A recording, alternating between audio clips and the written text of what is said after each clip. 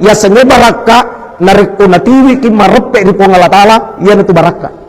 Makanya kalau minta rezeki bukan hanya Allahumma inni as'aluka rizqan wasi'a halalan, baru koma itu. Halalan thayyibah, baru koma itu. Kapan titiknya? Mubarakan fi. Oh, uang marilauka dalle malowang magallo makasih makanja halala baraka rilalunda. Jadi minta berkah.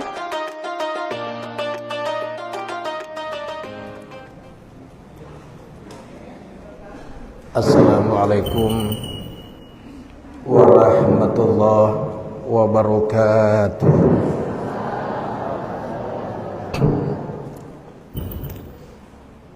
Alhamdulillahilladzi 'allama bil qalam 'allamal insana ma lam ya'lam. Wassalatu wassalamu ala khairil anam Sayyidina Muhammadin sallallahu alaihi wasallam wa ala alihi wa sahbihi ulil kiram, amma ba'du.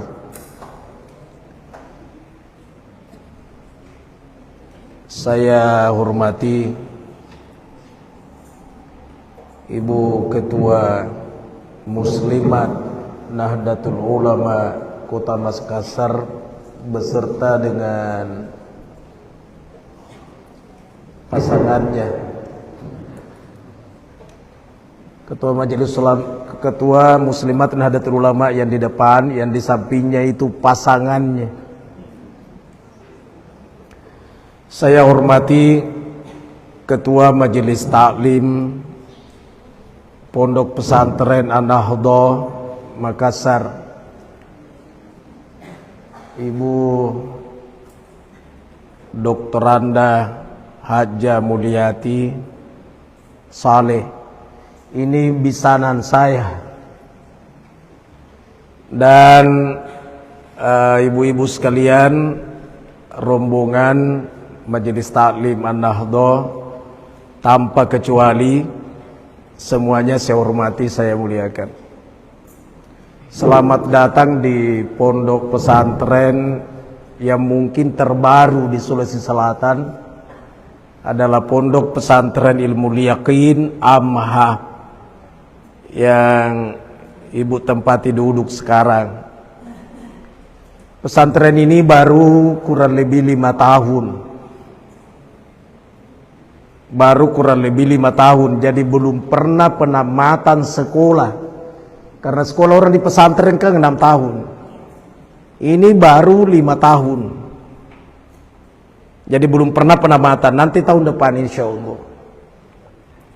Jumlah murid masih sedikit karena masih baru. Baru sekitar 500-an santri. Dalam kurun waktu 5 tahun. Kemudian santrinya itu sudah mewakili Indonesia di sini. Mulai dari Sumatera, Jambi, bahkan pernah ada anak dari Aceh. Sampai di Irian, Papua. Ada dari Timika, dari Sorong, dari Fakfak, dari Merauke, dari Nabire, kemudian dari Kendari juga beberapa, ada juga dari Kolaka. Mana itu siapa sih? Aan siapa namanya? Alang, mana Alang? Ada ndak? Bukan yang dari Kolaka, yang anak tentara, siapa namanya? Herlang. Kalau Alang dari mana? Fakfak ya? Coba berdiri sejenak. Ini anak dari Fakfak. Waktu diserahkan sama saya, sama orang tuanya bilang, anak saya sakit-sakitan Ustadz, baru dioperasi dan ginjalnya hanya 1. Normalnya kan 2 ginjal. Ini hanya 1, olehnya itu jangan disuruh angkat air di ember karena tidak mampu. Tapi saya juga mau anak saya hafiz. Mamanya sudah minta izin pulang dengan bapaknya. Belum sampai di pintu gerbang lari lagi kembali mamanya. Peluk anaknya, dia bilang saya tidak bisa berpisah anakku. Maka bermalam lagi. Besoknya minta izin lagi, kata suaminya, matongetongen no ye permisi. Kalau kembali ko lagi, upah pesantren toko tuh. Iya. Nah, inilah anaknya ternyata, dan dia juga sekolah sambil menghafal. Nah, ternyata tamat sanawiyah, tamat juga hafalannya 30 juz. Dan di saat di pesantren ternyata sehat. Kalau keluar dari area pesantren sakit, kalau masuk sehat. Pernah dibawa ke Tuku Umar karena liburan, dia tidak pulang ke kampung karena difak-fak. Di Tuku Umar sakit-sakit, terpaksa dipulangkan di pesantren, sehat. Di pesantren saya lihat sehat-sehat. Corona 2 tahun tidak pernah libur, dan anak-anak sehat-sehat. Saya sangat yakin, dan mesti kita yakini ungkapan Rasulullah, tidak boleh kita ragu. Itulah namanya akidah. Man qala ba'da sholati subh salasa marratin, niki baca di mundri sumpah subuh sudah sholat maghrib. Si bilangan para sing tena niat nataba corona. Karena itu dikhawatirkan dulu. Berkali-kali saya disampaikan bahwa mesti diliburkan anak-anak. Termasuk dari kepolisian berapa kali hadir, termasuk dari Kementerian Agama Pusat, dari bandara langsung ke sini. Karena ada informasi yang tidak libur itu ilmu yakin dan Mangkoso DDI. Waktu saya didatangi, saya bilang apakah tujuannya diliburkan? Dia bilang supaya tidak nak kena corona. Saya bilang lebih nak kena corona di luar. Ya, dan yang datang itu rupanya anak ulama. Saya bilang, insya Allah anak-anak tidak kena penyakit itu, karena saya mengamalkan wiridnya abahnya. Padahal saya tidak pernah ketemu abahnya. Tapi saya yakin ulama pasti tahu. Tidak mungkin tidak tahu. Apalagi ulamanya Aswaja. Saya bilang, yang mana itu Kiai? Dia bilang gitu. Saya bilang, itu yang sering diajarkan abahnya, Bismillahirrahmanirrahim. Dia bilang, oh iya saya ingat. Tuh. Saya bilang mesti kita yakin. Kalau yakin itulah akidah. Ya, yakin adanya Allah, itu namanya iman. Untuk mengikat keyakinan itu, itulah namanya akidah, dari kata aqaid. Itu. Jadi mesti yakin. Orang karena selalu ragu, tidak menggantungkan dirinya kepada Allah, maka kecemasan yang menerpa terus. Coba gantungkan dirinya kepada Allah. Mudah-mudahan bukan merupakan ria, saya berlindung kepada Allah.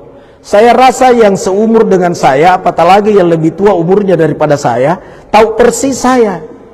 Saya berangkat dari nol, dari tidak ada apa-apa. Tidak ada apa-apa. Sahabatku suaminya itu Ibu Muli itu. Selalu saya nak bonceng. Kutanya nak gandeng, ya gandeng. Motorku waktu itu Hori Honda Riolo. Kalau di starter melo pipolo tu enak pameru. Iya, dari nol. Dan saya rasa tahu semua ini dari An-Nahdhah. Gaji pesantren kan tahu berapa gaji pesantren. Kalau kalkulator manusia tidak cukup kan, tapi ternyata Allah cukupkan. Iya, nerus baraka. Kemarin saya terangkan di masjid, minta rezeki kepada Allah jangan hanya halal. belum cukup itu. Karena halal belum tentu berkah.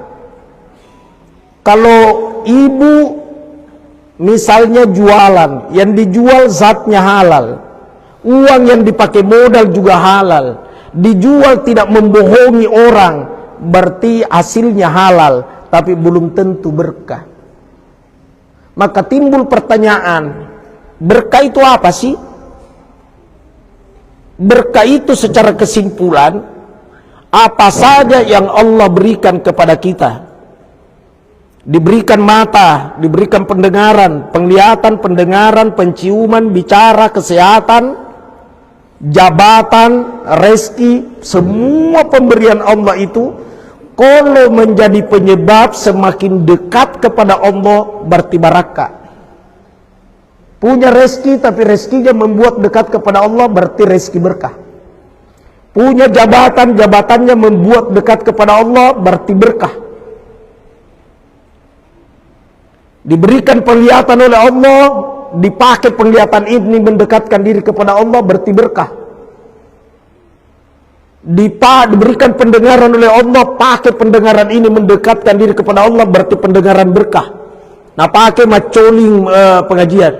Tapi kalau nak pakai macoling ngerumpi, ya anu makoy, halal pendengarannya tapi tania barakah. Diberikan rezeki kepada Allah, tapi nak pakai tempo-tempo. Dia pakai saja untuk kesombongan, memandang enteng orang lain. Rezekinya bukan berkah. Punya jabatan hanya dijadikan popularitas. Nah tempo mi barambana anak-anak kalian porei, sahabat tinggi mi jabatannya. Jabatan itu bukan berkah. Jadi ya senge barakah nareko natiwi ki marepe ripong Allah Ta'ala, ia itu barakah.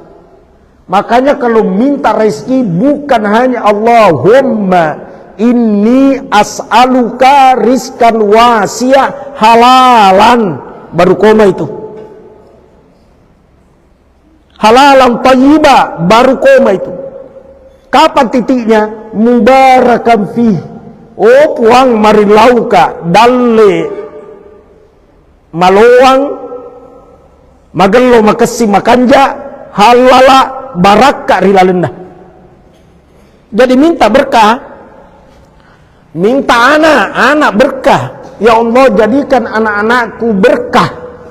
Kalau anaknya membuat dia dekat kepada Allah, naisen ya anak nama ngamparang, mak sudah memecah pila mama. Wah anak ma barakah nih. Oh mama berhenti begitu anak mabarakat nih.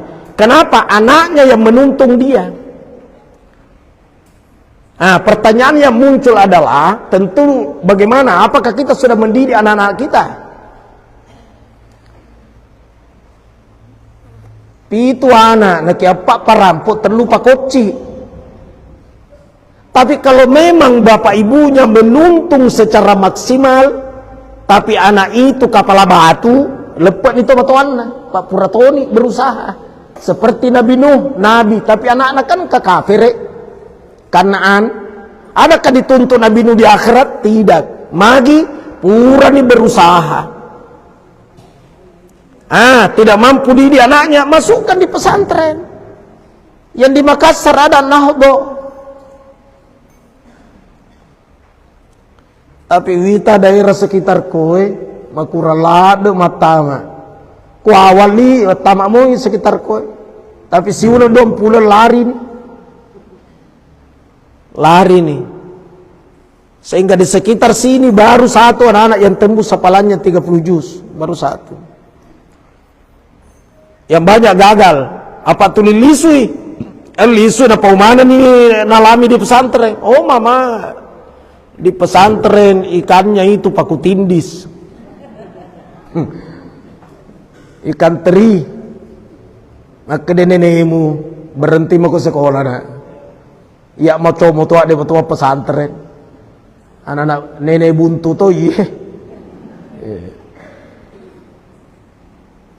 Nah, kemudian kondisinya sekarang pesantren diantui perasaan takut itu guru. Kenapa takut? Karena kapan mencubi anak-anak diancam undang-undang.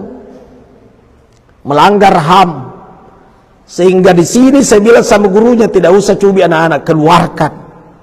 Yang kata lu ini melanggar Pasubawan nih. Kenapa Kak? Karena mau dicubit. Keberatan ini nenek. Pasubawan berubah, memang kadang berubah. Kita dulu biar dia pakan sama guru, kita tidak berani melapor sama orang tua. Karena kapan melapor? Nah tambah yaki.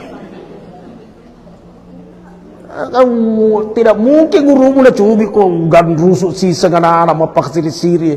Gitu orang tua dulu. Makanya orang tua dulu itu anak-anaknya pada berhasil. Mau pekko ke betak anak-anak macam tabe-tabe itu. Memang belum sekarang, tapi kau temui pesantren macam tabe-tabe itu. Karena dia tidak setengah-setengah memasukkan anaknya di pesantren sepenuhnya. Taman tadi pesantren, syukur ki sumpah jana manesani. Di tangannya tidak ada handphone. Agak pala di mana? Kita nah mas susu. Tasbih mau tahu dia putar-putar ami dulu pesatoni. Jadi pesantren dilarang merokok.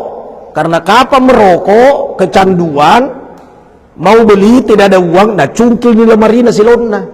Sehingga saya bilang 3 kali itu lebih bagus keluar. Pak Elo dicubi, maca ini nenena, maca ini emakna, maca ini ala nih anakmu. Rasakan nih.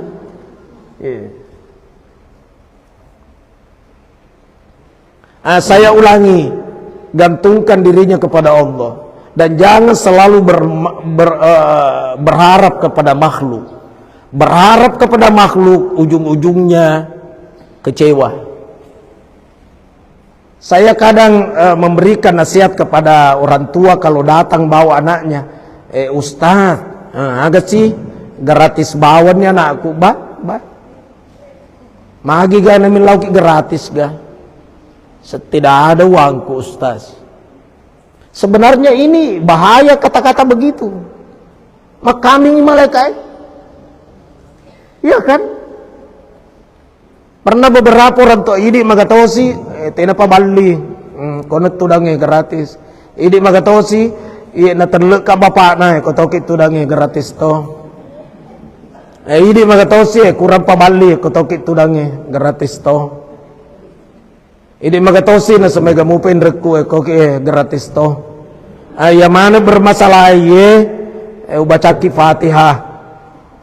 Napailaw baraka na di fuang makadaw fuang baraka na Fatihah. Kalau memang tidak ada foto na mato na balu manang. Lakay na nabalut toto na, bayne na nabalut toto na, bahkan cerai, bolana natawarkan ya meli. Coba tuh. Kenapa? Karena selalu mengharap kepada makhluk. Jangan mengharap kepada makhluk.